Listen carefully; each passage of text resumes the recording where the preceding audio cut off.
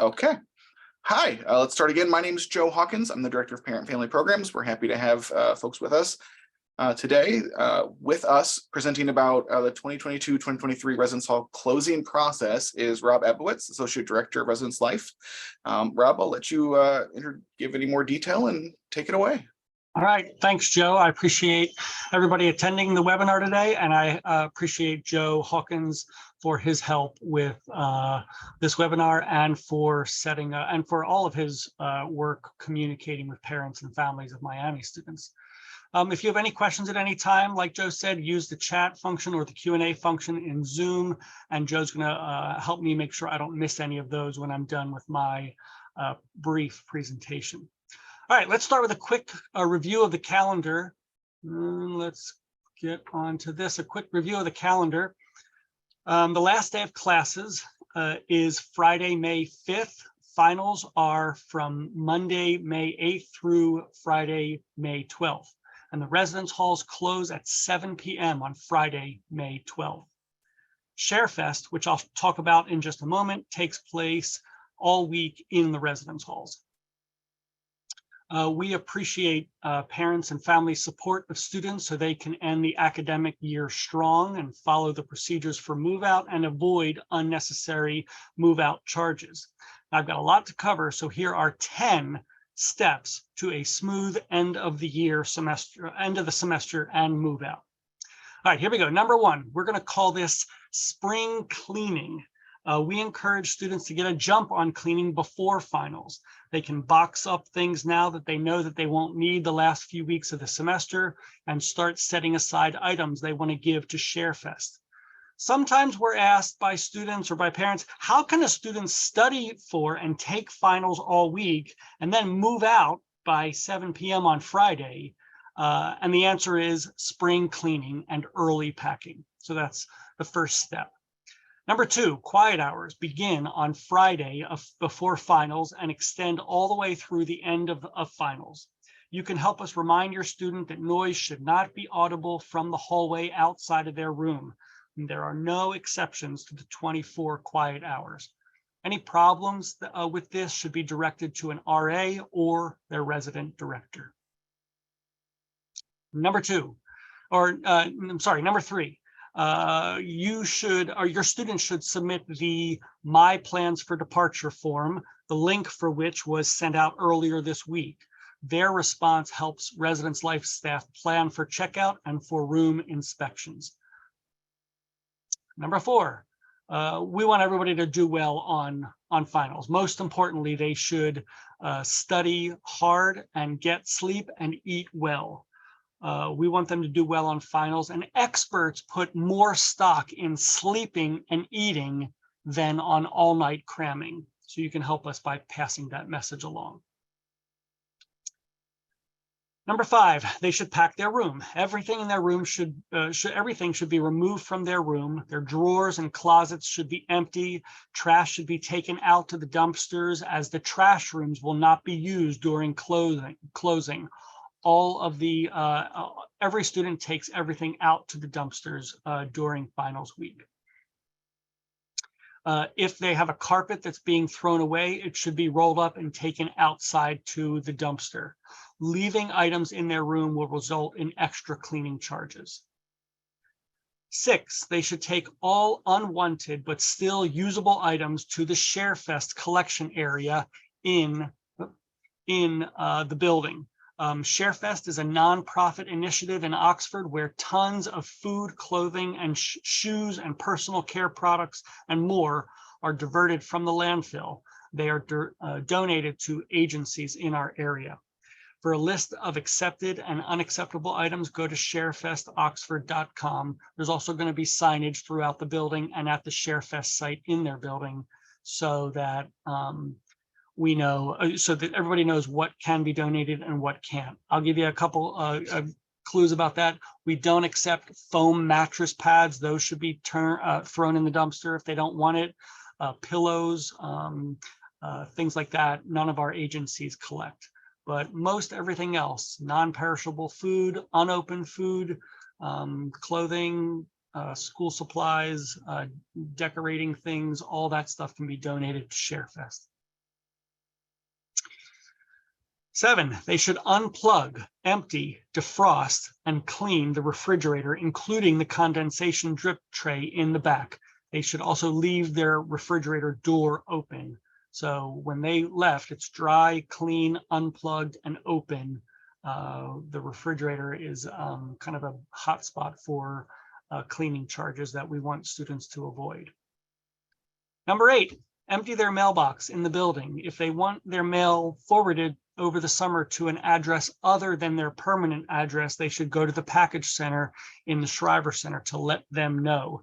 Now, I've been asking some students, when's the last time you checked your mail? And some are like, oh, just recently, because I was expecting something. But many students say, oh, I've never checked my mail. They just don't get letter mail. And so there's at the end of every year, we find letters from grandma or checks for birthdays still in the box from like February and other times in the semester. So if they don't know their mailbox combination, or they don't have that email from the beginning of the year, they should just go to their RD and they can give them their code, or they can go into the mailroom and get their mail for them. But we need them to sweep that mail out of them before they leave. All right, we're cruising along. Number 9, clean. Now, this is the student's favorite part. They have to clean their room. And before the room should be broom swept. There should also not be any trash in the hallway around their room. They can borrow brooms and dustpans from the physical facility staff in their building. They should also leave their desk and their dresser drawers open, which is kind of a way of making sure they've remembered to clear everything out of that space. And finally, when they're ready to leave, every resident should check out with their an RA or their resident director. They can find an RA or an RD in the building, in the lobby of their building, or by calling the RA on duty for their community. After the inspection, the resident will be given a chance to correct any problems, usually like a cleaning issue, before they leave.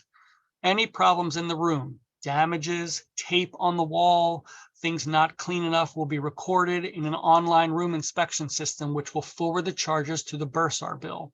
Trust me, this is not a moneymaker for the university. These damage and cleaning fees are truly designed to be a deterrent for students and to pay for the costs that we incur to address the damage and the cleaning. The better students leave the rooms, the easier it is for us to ready the rooms for summer conferences and for future residents of the room. Even though many students will check out with an RA who is an undergraduate student, the resident director, the full-time or graduate staff in the community, will do a final inspection of all rooms after closing. And the physical facilities department may also add any missed charges after closing. In most cases, photos will be taken of the damage and the cleaning for which students is being billed. And these charges will appear on the student's bursar bill in the early summer. But again, we want you to avoid all of those charges. Speaking of which, we've got a few bonus tips here. We've got one more here, which is mostly for the parents, and that's about parking. During move out, you should not park on the grass. You should not park in front of fire hydrants or in the blue handicap spaces. But we want you to get as close as you can to the building to facilitate move out. You also do not need a special permit to park near the residence halls during move out. Out of a courtesy to our families, we encourage you to move your car away from the residence hall as soon as it's packed. So if when you get to the building, and the room is not ready for unloading to the car, we want you to move that car away so other parents can move up, unload, and get away. And then when you and your student are ready to load up the car, then move the car close to the building, load it up, and move it away. All right, now I know I said there were 10, 11. Now we've got a 12th double secret bonus tip, and that's for helping our students to avoid unnecessary charges. We've created these 2 videos, which we think will be helpful. Joe has posted the links to those in the chat, so you can view them and forward them to your students. So these are just helping students to avoid our most common fees, which are cleaning the refrigerator and those command hooks. Now, we told everybody don't use command hooks because they damage the walls. And then at the end of the year, students pull them off in the wrong way. And this is a video to help them pull them off in the right way and avoid some of those charges associated with that. All right, so those are the now 12 successful steps. One more note, any student who needs to stay late after Friday at 7 p.m. on Friday of finals must request permission to do so through their housing portal. They can begin making those requests on May 1st. They must put in a valid reason before being approved. And they should get their request in early. Students who request to stay late by Wednesday of finals will only pay their daily cohort rate per night and do not have to even pay for Friday night. Any student who signs up late after Wednesday of finals will pay a fixed rate of $55 per night, including Friday night. So make sure if they've got to stay over Friday night, they sign up by Wednesday. Otherwise, they'll have to pay for Friday night. Students in the halls that are about to go under some summer construction may not stay later than Sunday night. So that's Tappan Hall is, I think, our only building that's going to be in that category this summer. So those students can only stay through Sunday. And then no student can stay past Thursday, the 18th at noon in their building because so everyone's got to be out by then. All right, finally, let me mention how all of this information is going to be communicated to your students. In addition to all of this information being posted on the Office of Residence Life website at miamioh.edu/reslife, all of this information will be emailed to students. It's actually going to be emailed from their resident director. It's going to be emailed to them also centrally through our Campus Services Center.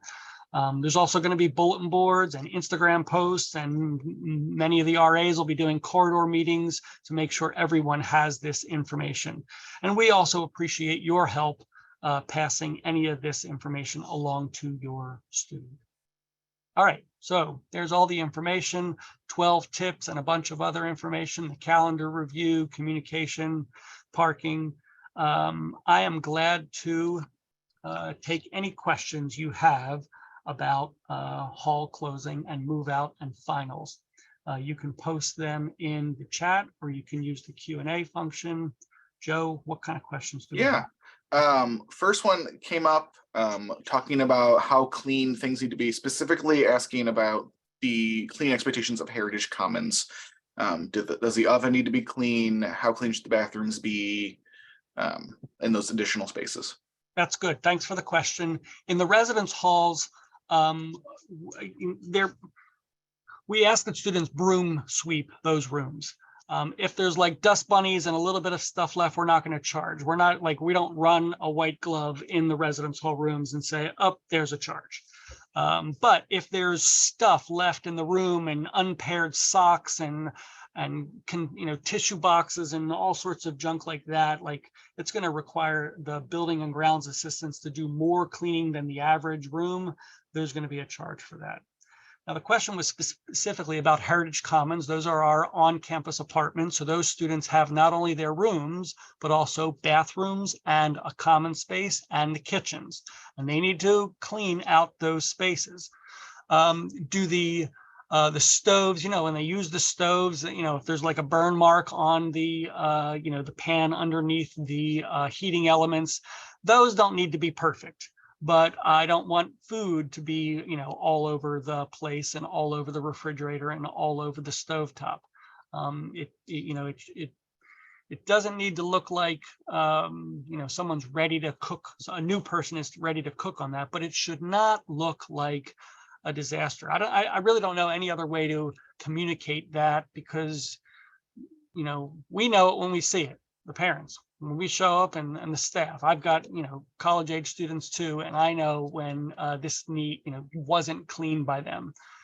So there shouldn't be ramen all over the sink. There shouldn't be, food scraps all over the place. Their pots and pans should all be removed from the apartment.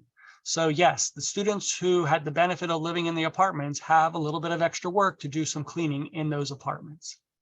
Does that include defrosting of the fridges in Heritage? Should they defrost the fridges in Heritage Commons? I do not believe they turn off the refrigerators in Heritage Commons. And Perry, the resident director in Heritage Commons, will be sending specific instructions to the apartment dwellers on campus. But I do not believe those need to be defrosted. All the refrigerators in the residence hall rooms do, but the Heritage Commons apartments do not.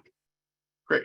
And then you mentioned for unloading, loading, emptying residence halls into cars, that they should park as close as they can get to the buildings. At move-in, right? We're up on sidewalks. We're in the quads pulling through. Is that allowed? Is that as close as they can get? Like if they're in East Quad, should they pull up to the front of Denison, or should they use the parking lot closest or park on the street closest? Yes, it is permitted. And, like I don't have a strict policy because some buildings, it makes sense. The sidewalk is wide and you can get up, yes, Denison Hall, there's a wide sidewalk and you can pull in along the front there. As you're doing that, be very careful that we don't have a lot of police and physical facilities staff out because everybody is busy doing other stuff. So everyone's got to be very careful as you are driving through the residence halls. And then there's some sidewalks where it's like, no, don't go there, because in order to get to that sidewalk, you got to drive on the grass. And we don't want anybody driving on the grass. Most importantly, it's because we have irrigation systems on the grass. And if you drive on the grass, you're going to break the irrigation system. And that's all sorts of expenses that we just don't want to incur. And so do not drive anywhere on the grass. Okay. The other thing is that we'll have Rumpke, our trash removal company, emptying dumpsters throughout the day. So try your best not to block the dumpsters in the service drives. You can use the service drives, but don't block the dumpsters when you're pulling in. That's great advice. Okay, that's all the questions we have at the moment. So I'll kill time for just a half a second and say thank you, Rob, for taking time to speak with us. Again, if you're in attendance, if you got one more question, feel free to put it in the Q&A or the chat. And then watch for this to be posted. We'll put it up on the Miami Parent Family Programs website under webinars. It'll be up on the, we'll put it up through the social media and so it'll put it all up into YouTube. It'll take about a day to load up into YouTube. So it'll be out and available for folks tomorrow. No new questions have come up. Rob, where do they, if a question comes up and they're not sure who to ask or where to get other answers, where should they call or reach out to? They've got a number of resources.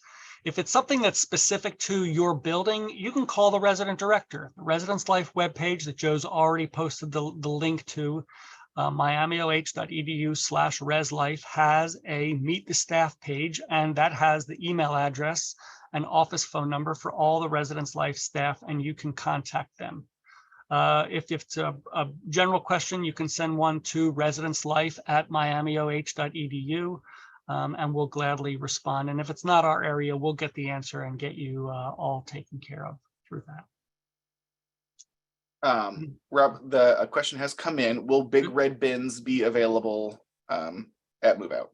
Yes, the bins and the carts will be available.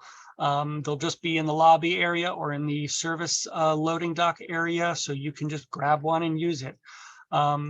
Please don't use it until you're ready to move. There are some people who start loading it and load piece by piece as the student's packing, and then the cart has been occupied for 2 hours.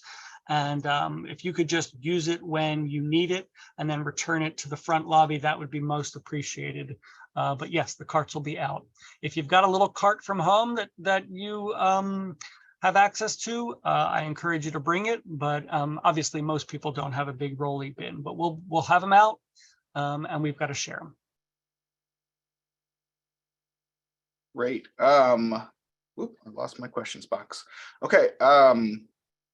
The different note, this is more, I'll take this one. The question is, when is Parents Weekend? So Family Weekend next year will be October 6th through 8th. There's no registration or anything for that, but it will be It'll be more information will come soon. You can find information at miamioh.edu/family weekend. That was not updated yet. We've just got some of that information. We're still working out some details. So by the end of move out, that website should have some tentative information. A lot of those events are planned by students in the fall, so we won't have all the schedule until we get closer to the event. But October 6th through 8th next year will be the family weekend. And then thanks for asking. And then someone asked about the recording. The specifically want to hear about parking. Parking is you can get as close as you need to the buildings. Please don't drive on the grass. Please don't block dumpster areas. And once your car is loaded, your room is empty, for convenience of other families, move your cars on over to a parking lot. The recording for this will be available on Miami's Parent and Family Programs YouTube channel by tomorrow. We'll have links for it posted up in the Facebook group and on our Instagram, and it'll be up on the website. Rob, a family has asked if they're moving out on May 10th, which is a few days early. Will they be able to pull up on sidewalks then? Yes, they can. And again, use caution, especially with these students today. They're walking around with their phones like this and they're not looking up. Use caution as you pull close to the buildings. Yeah, students definitely are not used to cars being in their normal path as they move around. Those parking lots are very, very out. Yes, we'll send. I will not say we will not share out the slide deck, but we will have a recording of the presentation on YouTube available tomorrow. Okay. Rob, again, thank you for taking time out of your day to help get this information out and get it accurate so everyone knows. We'll get it up on YouTube and through the social media accounts for Parents, Family, and on the website, on the Parents and Family website, miamioh.edu/parents. All of this will be available there under the resources section as early as tomorrow. We look forward to moving to helping everyone move on to their great summer experiences. If you have questions beyond residence life move out or just need some help, Miami, the Parent and Family Programs is always available. You can reach us at emailing parents@miamioh.edu or checking miamioh.edu/parents. And we're happy to be of service. Happy to answer any questions you might have. Rob, have a great afternoon. Have a great day, great weekend. Families, have a great move out. Congratulations on the end of another great year. Thanks, everyone. Thanks. Bye.